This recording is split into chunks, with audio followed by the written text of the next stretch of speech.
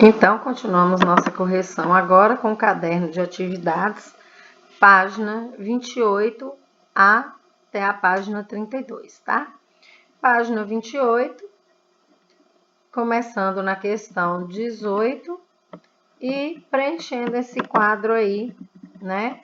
Com os tipos de fito-hormônios, as principais funções e o local de produção. Então, as principais funções aí do primeiro hormônio, estimular o alongamento celular, atua no fototropismo, no geotropismo, na dominância apical e no desenvolvimento dos frutos. Então, isso aí são funções das auxinas, tá? Onde que as auxinas são produzidas? Nos meristemas, ou seja, nas gemas, né? Dos caules, de raiz, nos meristemas primários, primórdios, foliares, folhas jovens, frutos e sementes. Então, sempre ali nós vamos ter a auxina fazendo alongamento celular, fototropismo, geotropismo, tá? Mantendo essa dominância apical aí. Próximo hormônio, a giberilina. As principais funções da giberilina: germinação de sementes, desenvolvimento dos brotos, estímulo do alongamento do caule, das folhas, floração e desenvolvimento de frutos. A giberilina, ela sempre vai atuar em auxílio às auxinas. Então, onde que eu também vou encontrar elas? Nos mesmos locais, meristemas, frutos, sementes, tá certo? Principal função aí do terceiro hormônio, estimular as divisões celulares e o desenvolvimento das gemas, participa na diferenciação dos tecidos e retarda o envelhecimento dos órgãos. Aí eu tô falando da citocinina, né? Aonde que eu vou encontrar a citocinina? Nas raízes. Inibe o crescimento, promove a dormência de gêmeas e sementes, induz o envelhecimento das folhas, flores e frutos, induz o fechamento dos estômatos. Aí é o ácido abscísico. Eu vou encontrar eles nas folhas, na coifa da raiz, no caule. Então, fazendo essa inibição do crescimento, principalmente se tiver déficit, né, de nutrientes, de água para essa planta, tá certo? E o etileno, ele vai atuar no amadurecimento de frutos e na abscisão de folhas. Então, eu vou encontrar esse etileno em diferentes partes da planta. Ni caule, ni folhas, ni frutos, em todas as partes aí, ok? 19. A poda de determinada região da árvore pode inibir seu crescimento em altura. Explique por que isso ocorre e qual é o hormônio envolvido no processo. Bom, a poda, geralmente, ela consiste aí, né, na retirada do ápice caulinar. Ah, não, mas tem gente que poda tudo. Mas sempre é o ápice de um caule, o ápice da parte superior da planta, os ápices que são cortados. Isso causa diminuição da produção de auxina, porque nesses ápices, né, nesses brotos apicais, é que vai ter a maior produção de auxina. Quando essa poda ela é retirada desses brotos apicais, vai induzir o crescimento das gemas laterais ou dos brotos laterais, que dão origem aos galhos da planta, tá? De novo, esse hormônio, o hormônio é a auxina, tá certo? Que vai causar isso aí. Luana comprou em uma quitanda alguns mamões. Ao chegar em casa, selecionou um deles, que ainda estava verde, e embrulhou um jornal. Por que ela realizou esse procedimento? Explique sua resposta. Ela embrulhou no jornal para causar o amadurecimento do mamão, né? Para estimular aquele mamão verde a amadurecer. Quando ela enrola ele no jornal, ela faz com que o gás etileno, que é liberado ainda, né? Apesar do fruto não estar mais na sua árvore, ele vai ser liberado ainda e ele não se dissipe no ambiente, ele continua em contato ali com aquele fruto, causando esse amadurecimento. Uma imagem característica do outono é a perda das folhas das árvores. Como o etileno está envolvido nesse processo?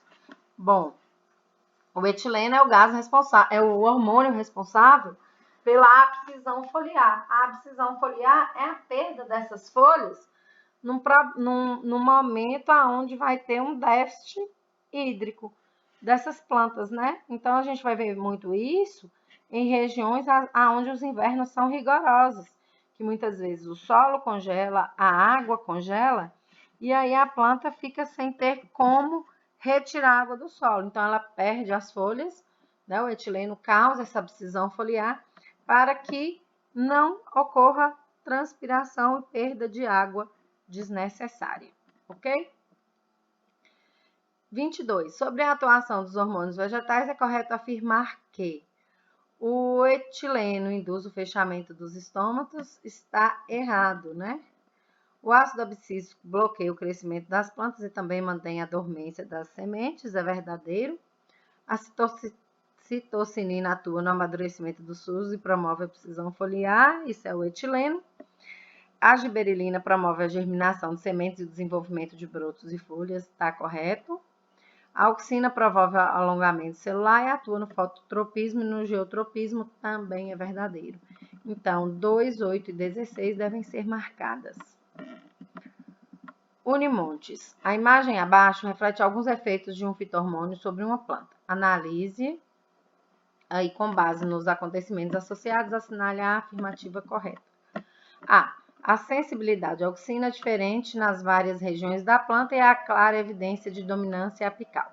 Então, aqui, ó, meu broto apical ele não foi retirado, a planta ela tende a crescer em comprimento, com pouco estímulo dos brotos laterais. Então, é uma planta comprida e com poucos galhos, né?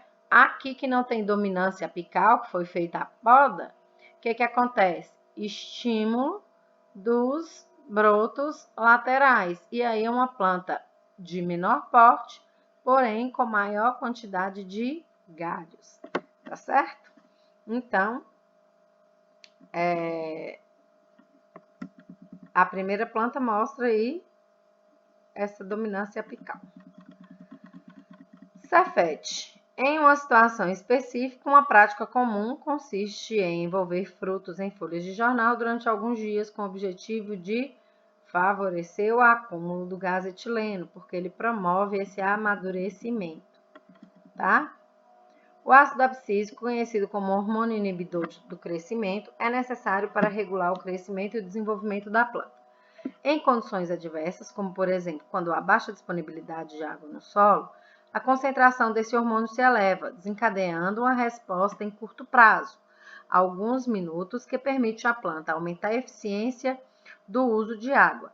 Essa resposta consiste em que? Aumento da absorção foliar, redução do alongamento celular, aumento de absorção de água, promoção do fechamento dos estômatos. Então, esse fechamento dos estômatos ele é mais rápido que a abscisão foliar, tá? Por isso que essa resposta mais rápida seria esse fechamento dos estômatos. O crescimento e desenvolvimento das plantas são influenciados por complexas interações de fatores internos e externos ao vegetal. Dentre os fatores internos, destacamos os hormônios vegetais, os quais promovem os seguintes efeitos na planta. Estimula a elongação de caules e raízes, promove a germinação de sementes e brotos, afeta o crescimento e a diferenciação das raízes e retarda o envelhecimento, inibe o crescimento e atua no fechamento dos estômatos quando diminui o teor de água da planta e promove o amadurecimento de frutos. Os hormônios vegetais envolvidos nos efeitos acima mencionados são, respectivamente, estimular a elongação do caule da raiz, ou seja, crescimento. Nós já vamos começar com quem aí? Com as auxinas, né? Germinação de sementes, giberelinas. Crescimento, diferenciação de raízes, retardando o envelhecimento, citocinina. Inibir o crescimento e fechamento dos estômagos, acabamos de falar, o ácido abscísico. E amadurecimento dos frutos, também já falamos bastante, é o gás etileno. Fito-hormônios ou hormônios vegetais são substâncias orgânicas que atuam no metabolismo dos órgãos vegetais. Sobre esse assunto, assinale o que for correto. Para estimular a produção de raízes adventícias, pedaços de caules devem ser imersos em soluções de ácido abscísico. Errado, né? O ácido abscísico aí, como a gente viu agora mesmo, ele inibe o crescimento e não ele promove esse desenvolvimento. As citocininas promovem a dormência de gemas e de sementes, provocam o fechamento dos estômagos e inibem o crescimento do vegetal. Então, a função de citocinina, logo aqui em cima, ó. Afeta o crescimento e a diferenciação de raízes e retarda o envelhecimento. Então, ela não tá relacionada às gemas e às sementes, tá? E nem fechamento de estômago. A técnica de poda usada em jardinagem consiste na retirada de gemas apicais, promovendo a formação de ramos laterais. Esse processo está relacionado à dominância apical controlada pelas auxinas. Função das auxinas aqui em cima: estimular a elongação de caules e raízes. E aqui na imagem a gente tem exatamente isso, né?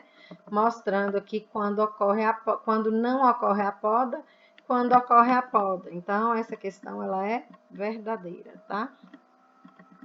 8. Fruto paterno-carpos pode ser produzido por meio da adição de auxinas e giberelinas no pistilo da flor. Também é verdadeiro, e o etileno é produzido em diversos órgãos vegetais, espalha-se pelos espaços intercelulares e atua no amadurecimento dos frutos. Também é verdadeiro. O etileno é aquele gás, por isso que a gente enrola as frutas. Movimentos vegetais e fotoperiodismo. As plantas, embora não se locomovam, realizam diversos movimentos. Explique os movimentos vegetais, tropismo e nastismos, diferenciando.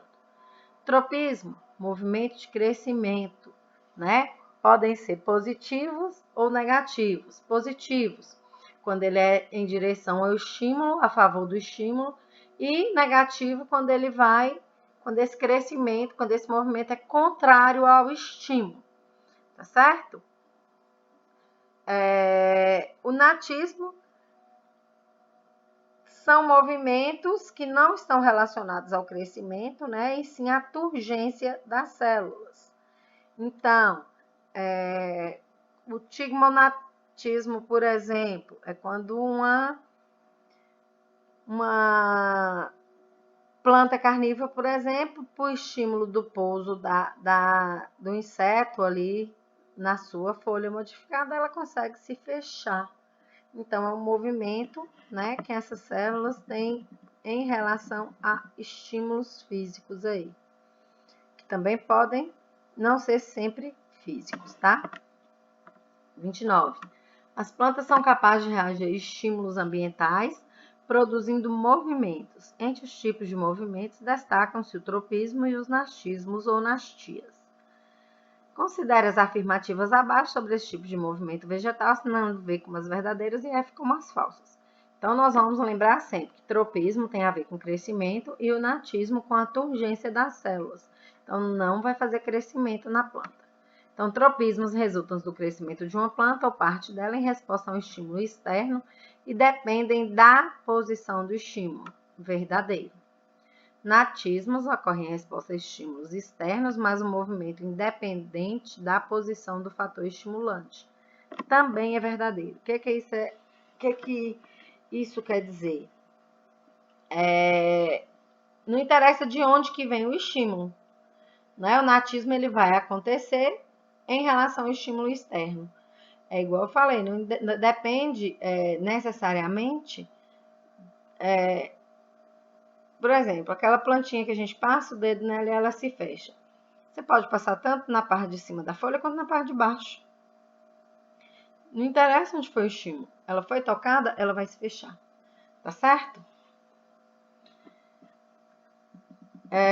As gavinhas das plantas que se enrolam em diversos tipos de suporte apresentam um tipo de tropismo denominado gravitropismo.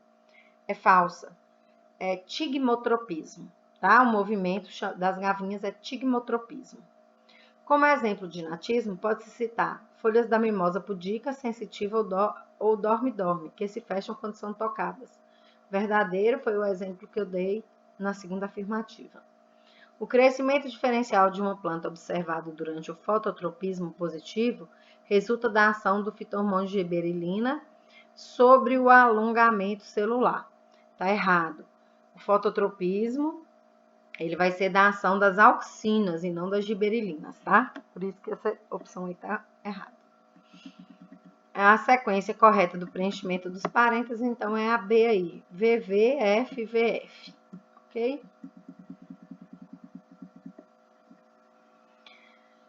Uma arquiteta projetou para a decoração de um muro a utilização de uma planta trepadeira. Sobre o comportamento dessa planta, responda as questões. A. Quais são as estruturas que permitem a fixação dela em um substrato? As gavinhas, né? Que são essas modificações que podem estar relacionadas com caules ou folhas. Qual é o movimento vegetal responsável por sua classificação como planta trepadeira? Ou seja, qual o movimento que faz com que as gavinhas se enrolem, né, no substrato? É o tigmotropismo. 31. Atualmente considera-se mais apropriada a utilização do termo gravitropismo. Entretanto, antigamente utilizava-se o geotropismo. Sobre este movimento, responda as questões. Caules e raízes apresentam gravitropismo? Sim. Explique sua resposta. O caule ele apresenta gravitropismo negativo, ou seja, contrário à ação da gravidade. O caule ele não cresce em direção ao solo, em direção à força da gravidade. Ele cresce contra ela. Então, aí se ele é contra, ele é negativo. A raiz, ao contrário. A raiz ela vai crescer sempre em direção ao centro da Terra, de onde vem essa força gravitacional, né? Então, ela vai apresentar o quê? O que a gente chama de gravitropismo positivo. B. Explica o mecanismo fisiológico responsável por esse movimento orientado. Então, o ácido indolacético é o hormônio, né, responsável aí por esse movimento, que nada mais é que um tipo de auxina. Ele vai ser deslocado pela ação gravitacional. Então, o que acontece? Quando a gravidade atua em cima do caule, essa auxina ela tende a se direcionar para o ápice desse caule, para a ponta desse caule, estimulando aquelas células ali a crescer.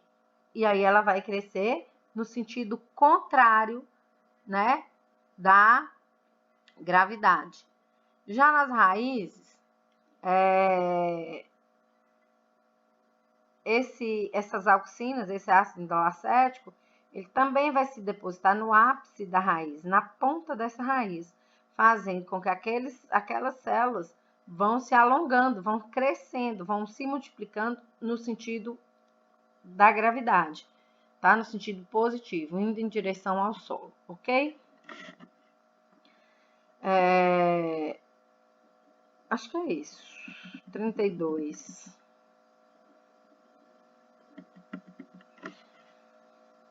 No segundo Congresso Brasileiro sobre Mamona, foi apresentado um trabalho com o seguinte título: Produção de mudas de mamoeira a partir da estimulação de estacas pelo ácido triindolacético, AIA, e pelo ácido indubutírico, AIB. AIA e AIB são hormônios vegetais do grupo das auxinas. O gráfico a seguir mostra o efeito de concentração crescente de AIA sobre a raiz e o caule de um vegetal. Então, vamos lá. Gráfico novamente. O estímulo positivo, inibição negativa. Então, eu tenho a concentração de AIA, né? Ácido indolacético. E aí, eu vou ter a estimulação da raiz até o ponto A e depois um declínio. A estimulação do caule até o ponto B e depois um declínio, ok? Analise o gráfico e responda qual a relação entre as concentrações de AIA no ponto B e a taxa de crescimento da raiz e do caule. Então, em B, então eu tenho 2 pontos. Eu tenho o ponto A e eu tenho o ponto B. No ponto B, eu vou ter um estímulo bem significativo de caule e uma inibição do crescimento de raiz, tá? No ponto A, eu tenho o quê? Eu tenho um estímulo de crescimento da raiz e inibição de crescimento no caule. Então, todas as vezes que um estiver em estímulo de crescimento, né, vai ter a inibição aí do crescimento do outro. Então, em A, eu não tenho estímulo de crescimento de caule, não. Eu só tenho estímulo de crescimento da raiz.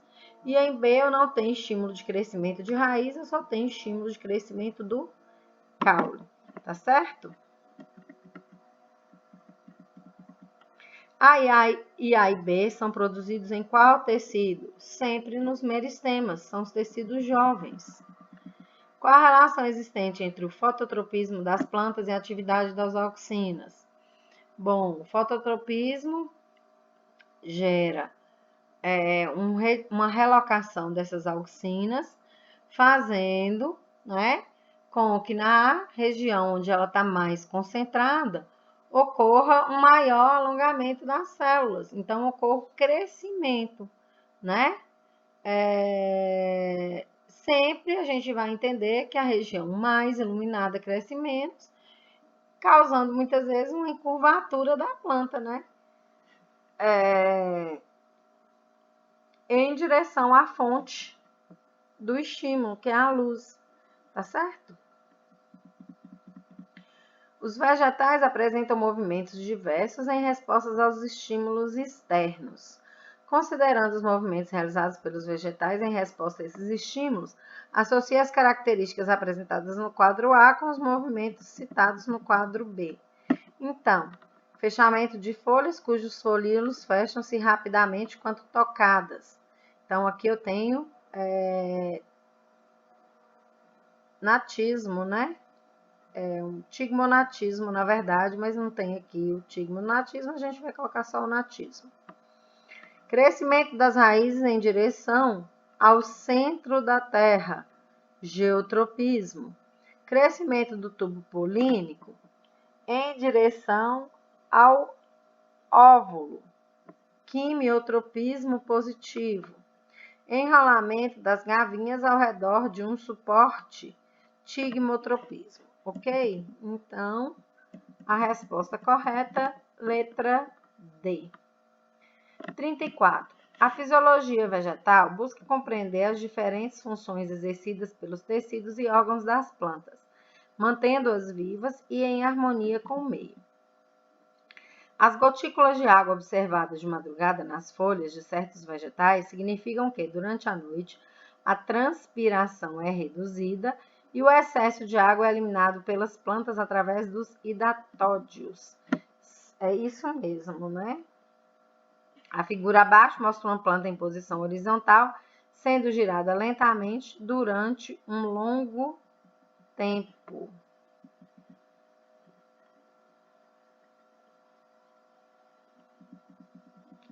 Então, aqui mostra realmente uma planta em posição horizontal, sendo girada lentamente.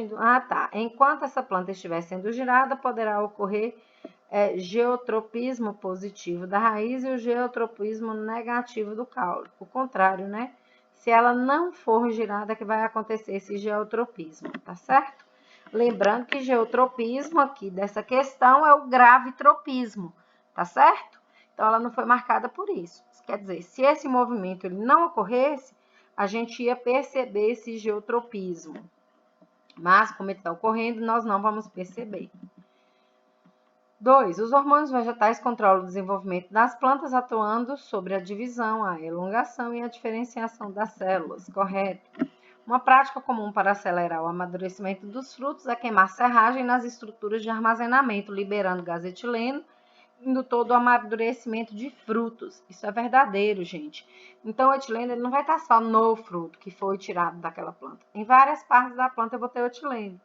É muito comum em zona rural, muitas vezes, chegar na cozinha e ter cachos de banana pendurado na cozinha, aonde tem um fogão de lenha. Muitas vezes a pessoa cozinha no fogão de lenha, quando ela queima a lenha, junto com o CO2 que é liberado dessa queima, também é liberado gás etileno, que causa o amadurecimento desses frutos que estão pendurados nas paredes, no teto dessas cozinhas, tá? A mimosa pudica, também chamada sensitiva, ao ser tocada pela mão de uma pessoa, reage dobrando para cima seus folíolos. Este dobramento é um caso de movimento que depende da direção do estímulo e só ocorre se o toque for efetuado na parte superior dos folíolos. Falso. Se você tocar na parte superior dos folíolos, ela vai fechar. Se você tocar na parte inferior dos folíolos, ela vai fechar. Se você se esbarrar só na ponta dos folíolos, ela vai se fechar também, tá? É um movimento independente da direção do estímulo, tá? 35. Um pesquisador verificou que as plantas presentes ao lado da estrada, pela qual ele passava diariamente, floresciam em determinada época do ano. Diante dessa observação, ele notou que a planta Flora florinea florescia quando exposta a um fotoperiodismo crítico de 16 horas. Indique qual a alternativa que classifica a planta em relação ao fotoperiodismo e em qual estação do ano ela florescia. Então, ela é uma planta de dia longo, né? 16 horas por dia é longo. E essa possibilidade de ter 16 horas por dia, nós vamos ter no verão. 1938, os pesquisadores Hanner e Bunner realizaram uma série de experimentos, hoje considerados clássicos para o estudo do fotoperiodismo das plantas. O esquema a seguir demonstra os resultados. Então, A, me mostrando a planta em dias longos, como ela está em dias curtos com interrupção da noite. A planta de dia longo, como ela está no dia longo, no dia curto, e dia curto com interrupção da noite. Então, com base nos resultados e nas conclusões obtidas a partir desse experimento, indique com V as afirmativas verdadeiras e com F as falsas. As plantas de dia curto florescem quando submetidas a um período de escuro igual ou menor que o período do claro. Vou ler de novo. As plantas de dia curto florescem quando submetidas a um período de escuro igual ou menor que o período claro. Não, é igual ou maior o período claro, né? Geralmente, de preferência, um período de escuro maior do que o período claro, então ela é falsa. A interrupção da noite com o flash de luz não produziu qualquer efeito visível no resultado do experimento. Sim, se a gente voltar lá no experimento, nós vamos ver, né? Que nas plantas de dia longo, essa interrupção aí da noite causa uma floração nas plantas do dia longo. Então, sim, teve um efeito. Então, é F. As plantas de dia longo florescem quando submetidas a períodos claros superiores aos períodos escuros. Verdadeiro, elas são de dia longo, elas precisam de mais luz. E as plantas possuem um fotoperiodismo crítico, relacionado com a duração do período de escuro e não com o período de dia na determinação da floração. Verdade também. A alternativa que contém a sequência correta é a alternativa 5FFVV. Aqui, novamente, uma questão de fotoperiodismo, né? O esquema abaixo representa um experimento realizado com uma espécie de planta para verificar aspectos relacionados à sua floração. Então, aqui eu tenho um período de luz maior em 24 horas e aqui eu tenho um período de luz menor nas mesmas 24 horas. E o tracejado é o fotoperiodismo crítico. E aí eu tenho essa planta aqui, ó, que ela no período de dia maior, de luz maior, ela se apresenta dessa forma, e num período de luz menor, ela se apresenta dessa forma. Analisando o resultado do experimento, é correto afirmar que a planta é de dia curto, ó, o dia aqui, ó, menor nas 24 horas, né? E floresce quando expostas a curtos períodos de exposição de luz. Então, letra D. 38. Determinada planta que apresenta fotoperiodismo crítico de 12 horas é submetida a 3 tratamentos distintos. 10 horas de escuro, 14 horas de luz, resultado, não floresceu. 14 horas de escuro, 10 horas de luz, resultado, floresceu. 10 horas de luz, 4 horas de escuro, flash de luz e mais 10 horas de escuro. Resultado, não floresceu. Então, classifica a planta em relação ao seu fotoperiodismo. Então, essa planta é uma planta de dia curto. Por quê? Porque ela só floresceu quando ela passou mais tempo no escuro e menos tempo com estímulo de luz, tá? O que inibiu a floração no terceiro tratamento? O que inibiu a floração no terceiro tratamento é porque a planta ela precisa do escuro em horas ininterruptas, por um período ininterrupto, né? Como ocorreu os flashes de luz, né, durante essas 4 horas aí de escuro com flash, essa planta também não vai florescer. Qual é o nome da substância química envolvida na percepção de períodos de exposição à luz escuro? Os fitocromos, ok? Então, pessoal, a nossa correção fica por aqui. Eu desejo a vocês uns bons estudos e reafirmo que se precisar, se tiver dúvida, se surgir algum questionamento, vocês podem entrar em contato comigo através do WhatsApp, tá? A internet, às vezes, ela não consigo fazer web com ela, mas eu consigo conversar por mensagem de texto no WhatsApp. Então, qualquer coisa, eu estou esperando, qualquer dúvida, eu estou esperando a mensagem de vocês. Bons estudos e quinta-feira nós teremos uma avaliação, ok? Então, até a nossa próxima aula.